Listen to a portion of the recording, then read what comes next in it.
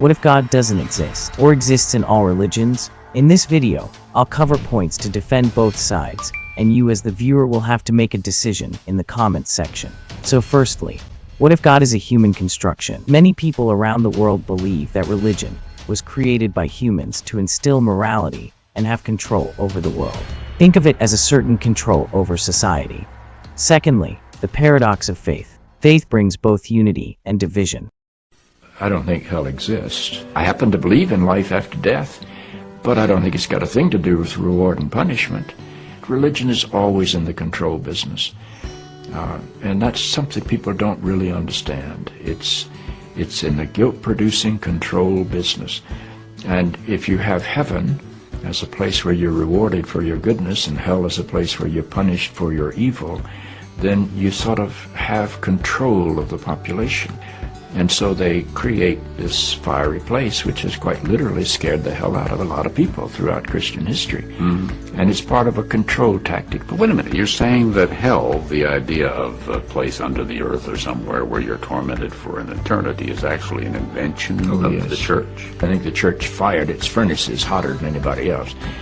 But I think there's a sense. It's interfaith cooperation, but the same religion brought slavery to Africa. Yeah, Africa wasn't a Christian religion in the early ages, and only way for the white men to enforce Christianity to Africans was through slavery. However, here's the third conspiracy theory you have to think about. Science versus religion.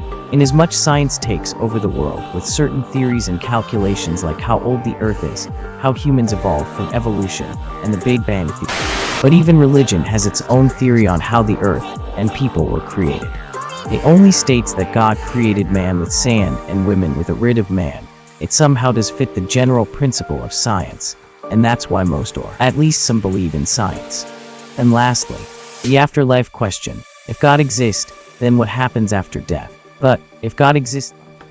Because you can't control grown-ups. That's why we talk about being born again. When you're born again, you're still a child. The people don't need to be born again. They need to grow up. They need to accept their responsibility for themselves and the world. What do you make of the theology, which is quite prominent these days in America, which is that there is one guaranteed way not to go to hell, and that is to accept Jesus as your personal Savior? Yeah, I grew up in that tradition. Every church I know claims that we are the true church. And they have some ultimate authority. We have the infallible Pope, we have the inerrant Bible. The idea that the truth of God can be bound in any human system, by any human creed, by any human book, is almost beyond imagination for me. I mean, God is not a Christian. God is not a Jew or a Muslim or a Hindu or a Buddhist.